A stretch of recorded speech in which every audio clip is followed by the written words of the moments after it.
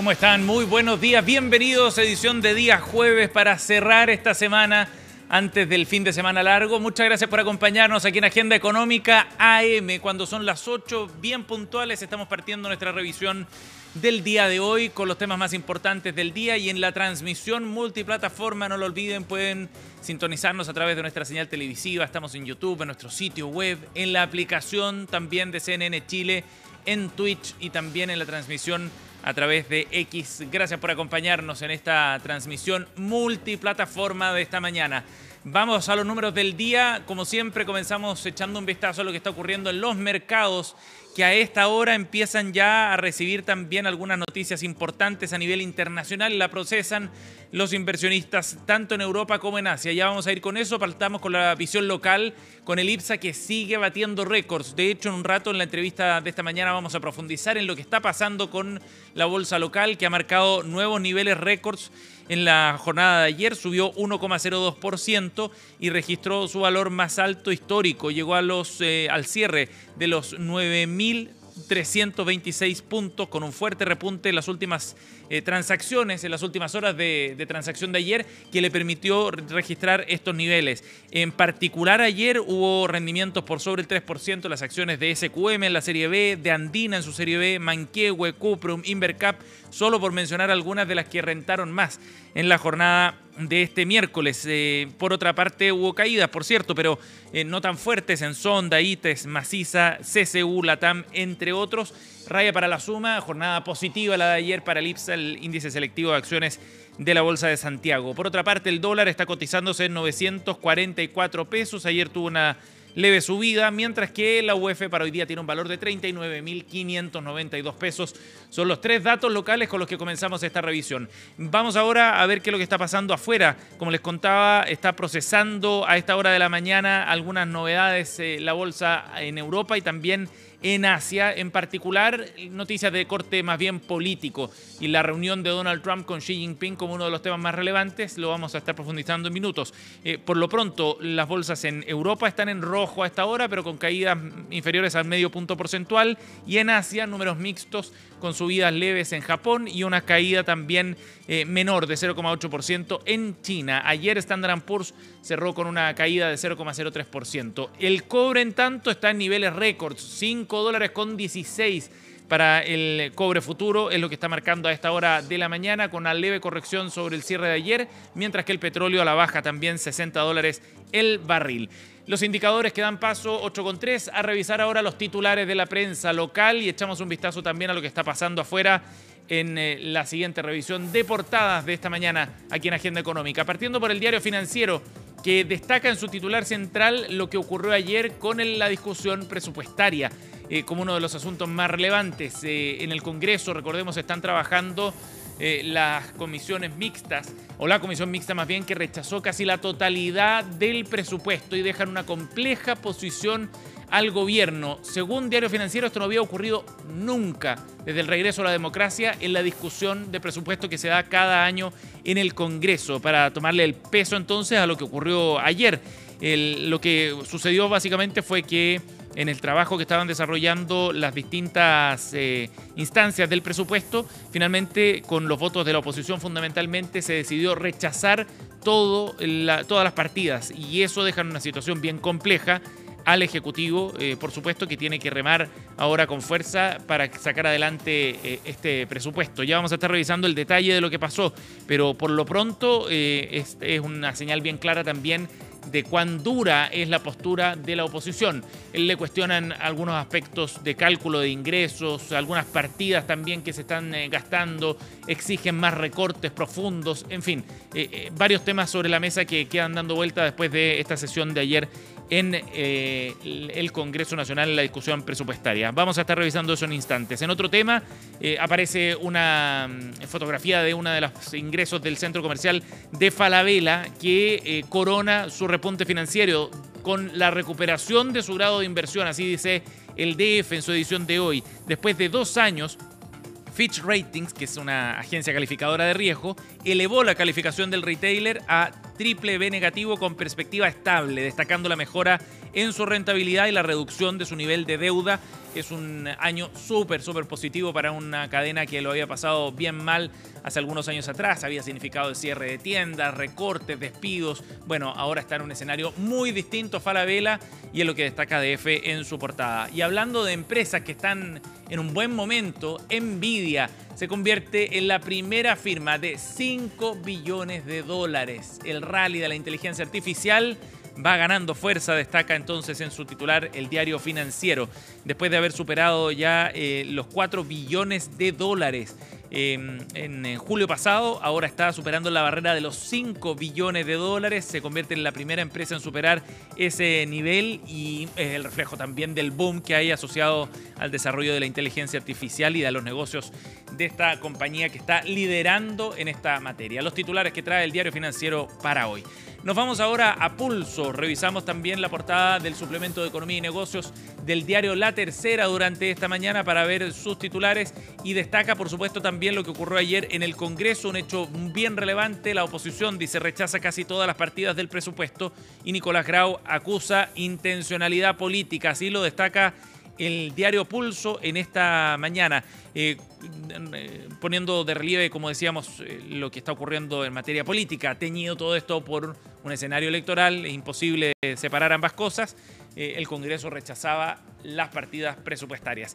Por otra parte, a mano derecha, ahí está bien clara la curva que ha seguido el precio del cobre, que alcanza niveles récords, supera los $5 en la Bolsa de Londres y alcanza su mayor nivel real desde 2011, uno de los titulares que trae también el diario Pulso. Y por último, bajamos un poco para revisar detalles de la situación de empleo también. Ya vamos a estar hablando de esto. La mejora del mercado laboral. El desempleo cae a 8,5% y se crearon 170.000 puestos de trabajo formales en 12 meses. Así lo enfoca Diario Pulso en su edición de hoy. Y la revisión de titulares la vamos a completar con un sitio internacional, el de CNN, para revisar su portada porque destaca con una fotografía y videos también acompaña esta nota que China y Estados Unidos hacen concesiones importantes en un acuerdo comercial que logra establecer un punto de partida nuevo para la relación entre ambas partes. Donald Trump y Xi Jinping se reunieron en Corea del Sur en el contexto de la cumbre de la PEC y alcanzaron un acuerdo. Ese es el titular que destaca CNN.com, pero si ustedes visitan cualquier sitio de noticias internacionales, el diario El País, Financial Times, el New York Times, todos destacan este como el hecho más relevante de las últimas horas en materia internacional. Y vamos a profundizar precisamente en esto con las imágenes que llegaban desde Busan, en Corea del Sur, por la relevancia que tiene el acuerdo que se ha alcanzado. Fíjense que este es un acuerdo bien importante porque aborda varios temas que hasta ahora tenían tensionadas a las dos partes. Y vamos a ir viendo estas imágenes precisamente del encuentro entre ambos líderes globales. Donald Trump y Xi Jinping se vieron finalmente en cara a cara en medio de tensiones bien importantes entre ambas naciones en la ciudad surcoreana de Busan y deja varios acuerdos este encuentro. Ahí están ustedes viendo la imagen del momento en que se reunieron ambos mandatarios con algunas conversaciones breves y diálogos más bien protocolares, pero ese apretón de manos es muy significativo por el aumento de tensiones dado en la guerra comercial que lanzó Donald Trump a partir del 2 de abril pasado. Donald Trump ha asegurado que China, por una parte, ha accedido a retrasar en un año las restricciones que había establecido a la exportación de tierras raras. Y este era uno de los principales puntos de conflicto entre ambas naciones.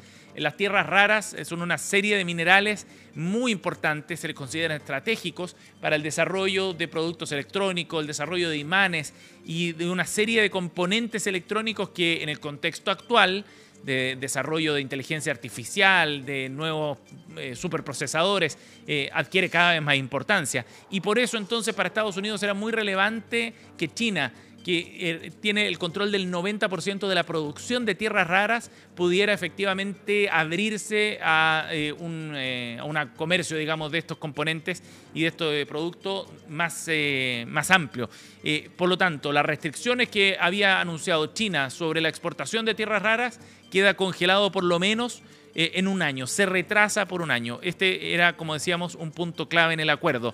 Mientras Donald Trump ha anunciado la reducción de forma inmediata del 20 al 10% de los aranceles impuestos en febrero a los productos chinos. ¿Se acuerdan ustedes que Donald Trump había acusado a China de ser cómplice de alguna manera en el tráfico de fentanilo hacia Estados Unidos? Bueno, ese fue el argumento con el que había establecido este arancel de 20%.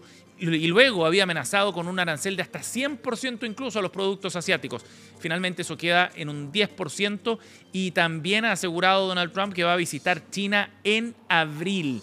Por lo tanto, ahí hay un dato bien relevante de cómo esto continúa. Las conversaciones y los acercamientos van a seguir. Vamos a trabajar juntos, dijo Donald Trump, para ver si podemos hacer algo. Fue el compromiso del presidente republicano, quien ya va rumbo a Estados Unidos, terminando su gira por Asia. Ahí está otra de las imágenes. Acá hubo un proceso largo de negociaciones. Por supuesto que Trump y Xi llegan a la parte final para sellar este acuerdo, pero hubo trabajo de largo tiempo para acercar posiciones entre ambas partes, entendiendo que una guerra comercial podía ser bien perjudicial para los dos, tanto para Estados Unidos por la cantidad de importaciones desde China, por el rol que tiene China también en las cadenas de suministro, y por otro lado, para China también era un mal negocio entrar en una situación comercial mucho más estricta. Creo que ha sido un encuentro increíble, así lo resumió el magnate de Donald Trump. Todo el asunto de las tierras raras se ha solucionado y eso para el mundo, para el mundo, es una situación que afectaba a todos, no solo a Estados Unidos, y ya no hay obstáculo. La parte china ha confirmado también estos pactos, ratificando lo que planteó Donald Trump, y se suspende entonces un año más los aranceles recíprocos de 24% que había impuesto el presidente norteamericano, que ya estaban suspendidos en realidad desde hace 90 días. Así las cosas, el escenario parece mucho más favorable para llegar a un acuerdo profundo entre ambas partes. Si eso ocurre, son buenas noticias para el mundo, dado el peso, por supuesto, que tienen ambas naciones.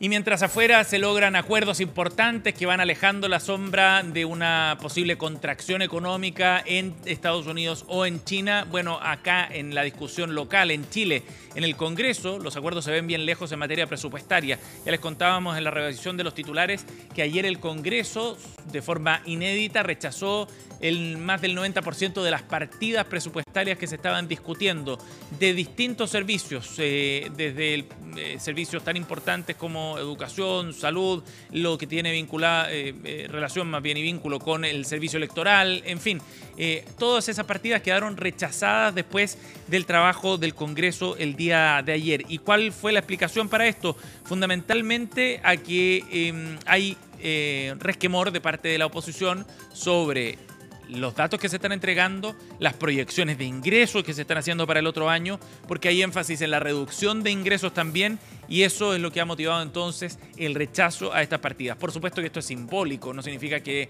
este proceso no vaya a llegar a puerto, pero es una señal bien clara también de la posición mucho más dura que hizo la oposición en este contexto. El ministro Nicolás Grau ha acusado que aquí hay factores electorales de por medio que están incidiendo. Después del trabajo de esta comisión bicameral, 13 diputados y 13 senadores que rechazaban las partidas presupuestarias. El ministro explicaba que salvo las partidas de Congreso y bienes nacionales, en donde por quórum no se pudo rechazar, el resto todo quedó en rojo. Y el ministro ha dicho esta mañana en conversación con Tele 13 Radio que a él no le queda claro todavía qué es lo que quiere la oposición, porque dice que hay versiones contradictorias.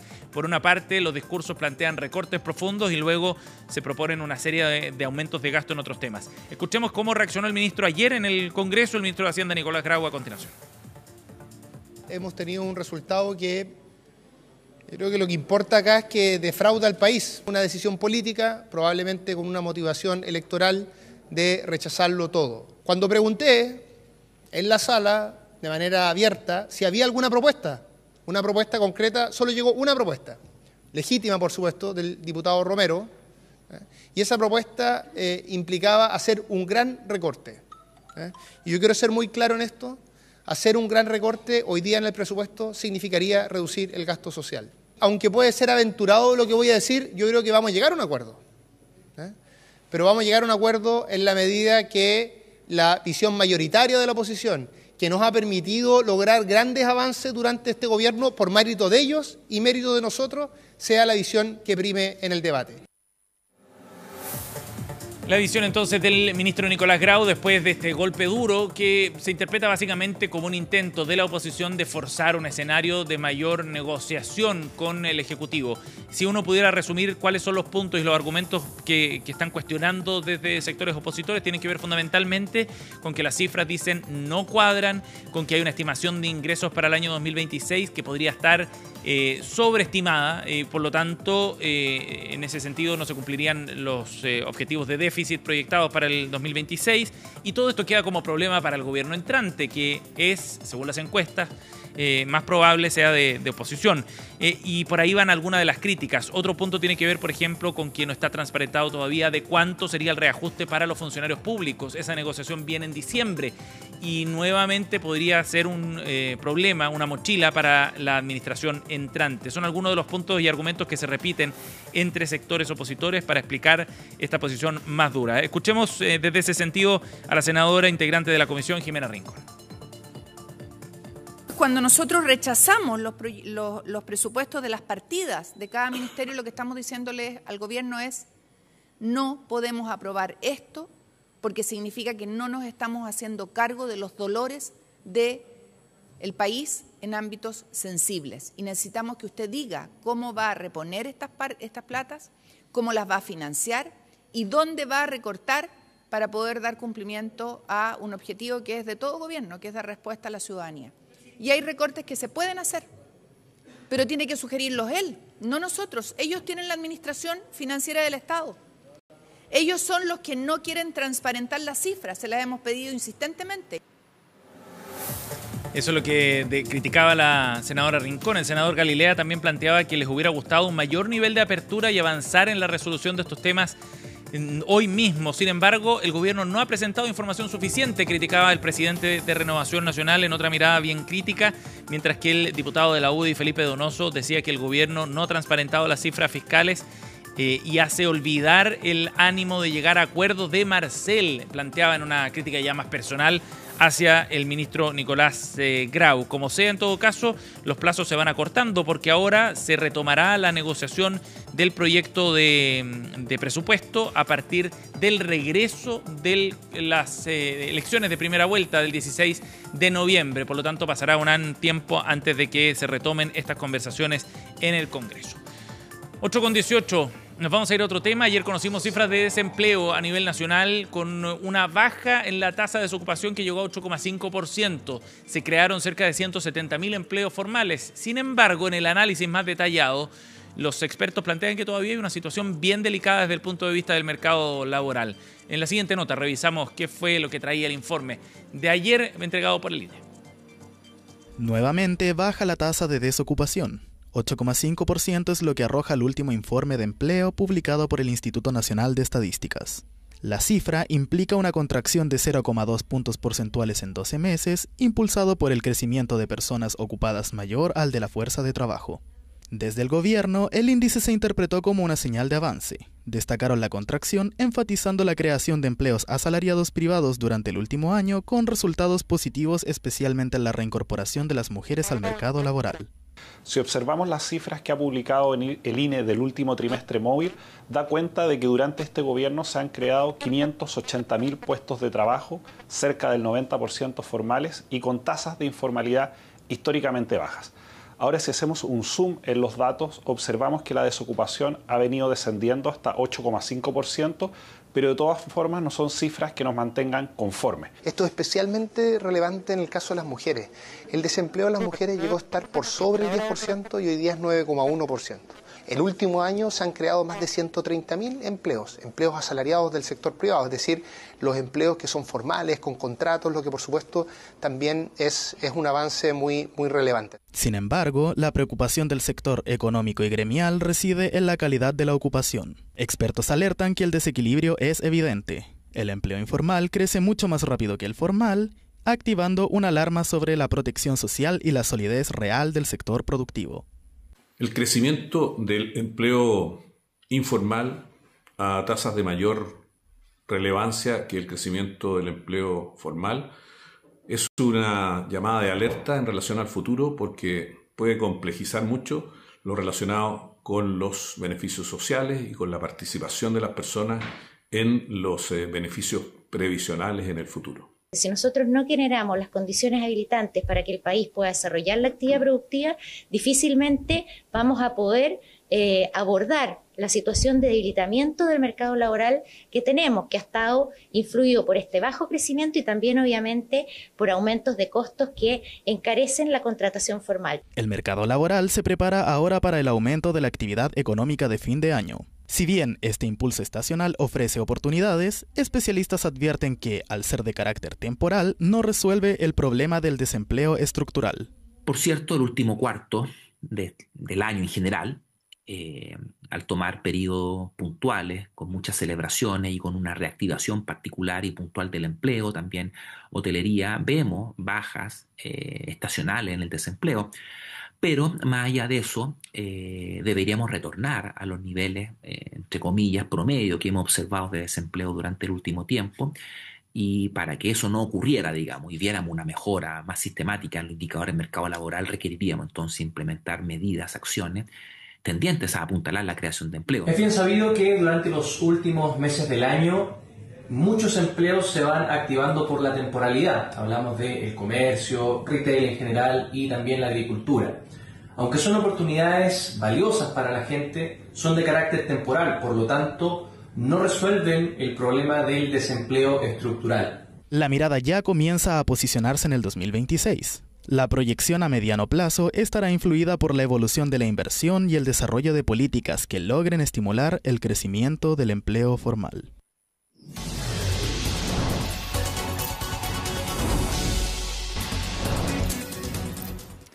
Estamos de vuelta, Agenda Económica AM hasta ahora 8:23 y nos acompaña para la entrevista de esta mañana el jefe de análisis de la plataforma global de inversiones XTB Latam, Ignacio Mieres, está con nosotros. ¿Cómo estás, Ignacio? Bienvenido. Muy buenos días. Gracias por acompañarnos, muy bien, Ignacio. ¿ustedes? Ignacio, bueno, ayer lo comentábamos en el inicio del programa, la bolsa chilena alcanzó un nuevo récord, volvió a subir más de 1% y mantiene esta tendencia que había mostrado al alza en las últimas jornadas. ¿Qué es lo que está llevando a la bolsa chilena a estos niveles tan altos, Ignacio? Sí, cuando analizamos la bolsa chilena, vemos que los principales factores vienen desde un entorno internacional. ¿Ya? Si bien el dinamismo de los indicadores económicos y la economía ha mejorado, tenemos que entender que este fenómeno se ha repetido en diferentes regiones, en donde vemos que se centra especialmente en lo que ha pasado desde el día de la liberación con los anuncios de Donald Trump en torno a los aranceles. ¿Qué provocó acá? Vimos que el mercado de momento está viendo que esto podría perjudicar más a Estados Unidos que a los otros países. Eso ha llevado a una moderación de la administración Trump y también vemos cómo ha generado un flujo positivo hacia países emergentes, especialmente por la debilidad que ha tenido el dólar a nivel internacional. Ese ha sido el principal enfoque en que hemos visto que ha respondido muy bien el IPSA y sobre todo acompañado del buen rendimiento que ha tenido el cobre. Ajá. Ignacio, entonces esto nos explica por qué la economía chilena necesariamente ande mejor, digamos, no es un termómetro en este caso de eso. En la economía chilena vemos ciertos vientos a favor, principalmente las mejores perspectivas económicas no se ha materializado, vemos que el desempleo continúa siendo algo desafiante y también la inflación está por sobre el rango meta que tiene el Banco Central. Si bien los indicadores son mejor de lo que se esperaba y hay mejores perspectivas, recaen eso, son mejores perspectivas, pero no hemos visto que se materialice como tal para poder tener un enfoque global que nos dé ese principal enfoque de que sea el impulso económico el que esté llevando a la bolsa chilena. De acuerdo. Ignacio, en particular, ¿hay algunos sectores que estén con más fuerza, digamos, rentando por estos días acá en la bolsa local? ¿Algunos sectores económicos, digamos? Sí, tenemos tres sectores. Este mejora en el dinamismo económico y el comercio se ve reflejado en todo lo que es retail. También esta bajada de tasas que lleva el Banco Central de Chile ha mejorado las perspectivas para el sector financiero, sobre todo a llevarla a normalizar. Todavía no vemos que se reducen de manera agresiva. Y el sector de la minería, apoyado principalmente por el repunte que hemos visto en el litio y también en el cobre principalmente. Ajá.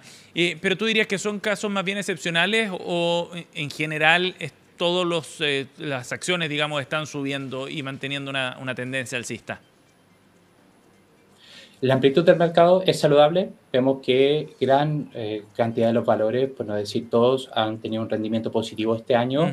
Y el conjunto que explica esto es mejora en las expectativas hacia el futuro económico de Chile. Ya veíamos que se partía el año con algo muy desafiante y ahora vemos que se han mejorado las perspectivas de crecimiento económico. Y con la última reunión que tuvo el Banco Central nos dice, hey, nos vamos a enfocar en la inflación, vamos a mantener las tasas actuales, lo que nos indica que también nos están viendo riesgos por el lado económico. Entonces, este movimiento alcista se explica por una mejora de las expectativas a futuro para Chile, en la cual nosotros vamos a estar centrando en que se hagan efectivas esas expectativas. Ajá, de acuerdo. Ignacio, desde el punto de vista de los consumidores, digamos, buen rendimiento de la bolsa chilena, ¿se refleja también, por ejemplo, en los ahorros que tenemos en los fondos previsionales? ¿Hay allí una repercusión para las personas que no están tan inmersas en el mundo de las inversiones? Sí, este año ha sido positivo tanto para el factor internacional como el nacional, por lo que vemos que si bien el consumidor puede que no invierta directamente en los activos financieros, sí lo hace indirectamente con los ahorros. Claro. Entonces vemos que tanto los activos nacionales como internacionales han tenido un gran año, especialmente ahora el nacional, donde podemos ver que aquellos fondos que están más expuestos a la renta nacional pueden tener un mejor rendimiento, que no es lo normal. Claro. Claro que sí.